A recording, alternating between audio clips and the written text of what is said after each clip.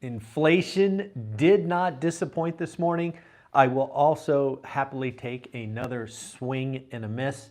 I had expected CPI headline to come in sub 3%, and let's just say it did not.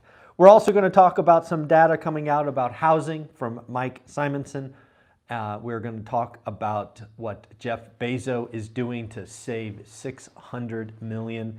And I want to highlight a video that Ryan Pineda put out with me yesterday talking about escaping the matrix, how W-2 employees can do it. Shout out Ryan for inviting me back and really to have a conversation about W-2 employees. So do me a favor, go check it out. I will once again reply to the comments. If you want to say hi over there on Ryan's channel, that would be wonderful. But yeah, Ryan was gracious enough to have a conversation about W-2 employees because I believe that community is missed. I believe there's a lot of entrepreneur content, but not a lot of W-2 employees. So shout out Ryan for having the vision and being open to having that 90-minute discussion. Let's get into CPI. Let's get into inflation. Again, CPI is Consumer Price Index. It's really what you and I pay at the grocery store. We talk about four numbers, right? There is month on month, year on year for headline and core. So let's go through the numbers. Let's talk about what is happening under the numbers, and then let's talk about where we go from here. So the numbers, we'll do headline first. 0.3 month on month and 3.1. 3.1. Hey Adam, thanks for the super chat. I appreciate you. Good morning, good morning, good morning. Thank you for that.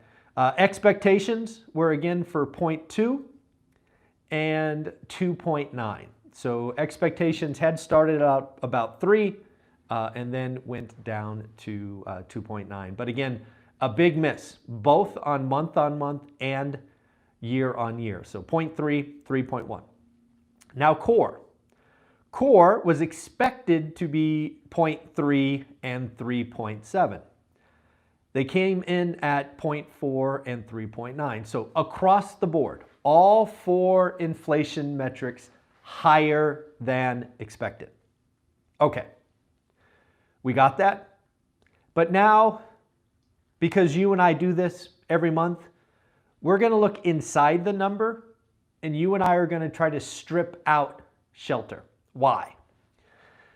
Well, even the doomers know that rent is falling. They know that shelter is getting, at least on a rental basis, becoming cheaper. But given the way rent is calculated, it is a severely lagging indicator. In fairness, it was also lagging on the way up. I think that is something that is often missed. On the way up, it was just as laggy as the way down, but we didn't talk about it. But, so, shelter inflation, 0.6 month on month. It's coming down, but it's still significant. Most importantly, if you take CPI headline, X shelter, so leave in gas, leave in food, leave in everything else, get this, inflation, X shelter, 1.5%. I'll say that again. CPI, everything included, you basically zero out shelter, 1.5. Not 3.1, not 2.5, not 2, 1.5. Now, why is this important?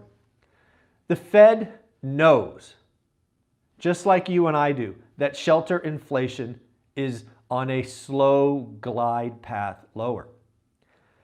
I think if you look at the data, there is a chance that rent goes negative. So play this out for me. We just talked about how inflation X shelter is 1.5%. But what? If rent goes negative? Let's say rent, because of all the new apartments or whatever, goes negative 2%, 1%. That would then drag inflation lower. So again, shelter is important because it's lagging and it is roughly 1/3 of CPI calculation. It is the biggest single indicator. So at the end of the day, inflation came in hotter. Shelter is the reason it came in hotter. Shelter is a lagging indicator, and there is a good chance that shelter could be flat or negative once it catches up. That's not to say that the bond market won't go bonkers today. I think there's a very good chance that the 10-year note goes up significantly. I think there's a chance that mortgage rates go over 7%. Remember, folks, we bring mortgage brokers to the channel every week, and we've said for quite a while, if you like it, lock it, right? If you run your numbers and it makes sense and you're comfortable, why have the risk? So again, inflation print higher than expected, certainly higher than I expected. I will take the swing and a miss. I have no problem with that. But yeah, that is coming. Let's talk about good old Jeff Bezos for a minute. Jeff Bezos, I don't know if you know this, but he has given up his digs in Washington and he is moving to Miami. I also don't know if you know this, but Seattle or Washington adopted a additional tax on stock sales in excess of 250 grand. So, since this has been enacted in Washington, Jeff Bezos has not sold anything. But now that he has residency in Florida, he is tuned up to about, I think, a $2 billion stock sale just from changing his home address, his primary address. Jeff Bezos will save, it is estimated, $600 million. I would move to Miami to save $600 million. Pretty wild to think about. Did you know that Florida, I didn't know this, no idea. Apparently, Florida has no income tax. I knew that. You knew that, I knew that. But did you know that Florida has no capital gains tax? I had no idea. I didn't know that was a thing. I didn't know that you could have no capital gains taxes. Shocking to me. Again, I read that in this article. Anybody live in Florida? Let me know in the comments below. Do you have capital gains tax? I have no idea. It just feels like that's not okay, but hey, there you go. So let's talk about Mike Simonson and what is going on in housing, because again, the spring selling season has started. So let's get into the data because we are going to start to see some things. So here, this is all fascinating because I think this spring selling season is going to tell us a lot. So first, new listings. To me, it all starts with new listings. New listings are up 14% year on year. We're going to have to watch that number because remember last year we started out kind of slow, but we will be watching that. We had new listings of 66,000. Last year was 52,000. Inventory, active listings, inventory down week on week. This is important because there's all of these folks talking about all these new listings coming, and their talk track is inventory is going to explode higher. But what we're looking at here is already you're getting more listings. We just told you there was an extra 14,000 listings, but inventory went down.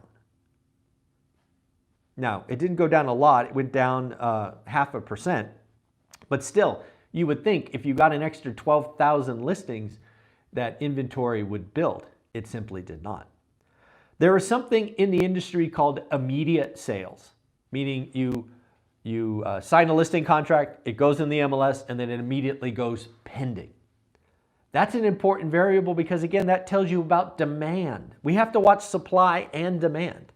We have immediate sales up 6% year on year. So again, we've talked about demand in interest rates. It went up and it's 14,000. There are more buyers than sellers, even that sellers are increasing. And then finally, there were 61,000 new contracts this week. That is up 3% year on year. So again, this spring selling season is getting off to an interesting start. As we talked earlier, I do expect rates to go over 7% today It'll be interesting to see if that's enough to stop the spring selling season. But again, we will have to watch that going forward. I don't know if you follow The Real Deal. The Real Deal is something I follow on Instagram. They are talking about the Chicago multifamily pain. Now, this article was specifically about Chicago, but I believe all of this is coming across the country. I think multifamily pain, ultimately, when the pain is counted, will be worse than office. I think office will extend and pretend, not be a big deal, but multifamily will be a problem.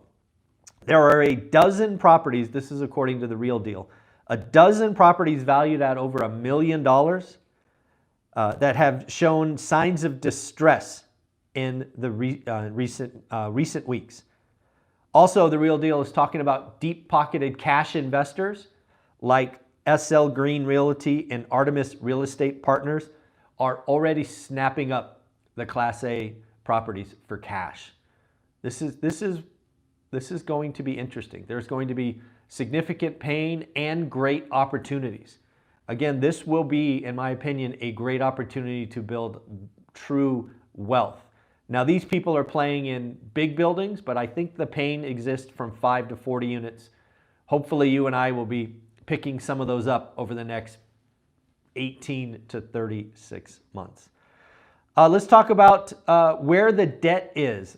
Did you know there's $929 billion in commercial loans that is set to reset this year? I've been asking myself, who's got the debt? Who's got the debt? Who's got the debt? Well, I finally found an article that did a decent job of breaking it down. Apparently, with in 2024, of the $929 billion in debt resetting, $28 billion is owned by the government, Fannie, Freddie, if you will. $59 billion owned by life insurance.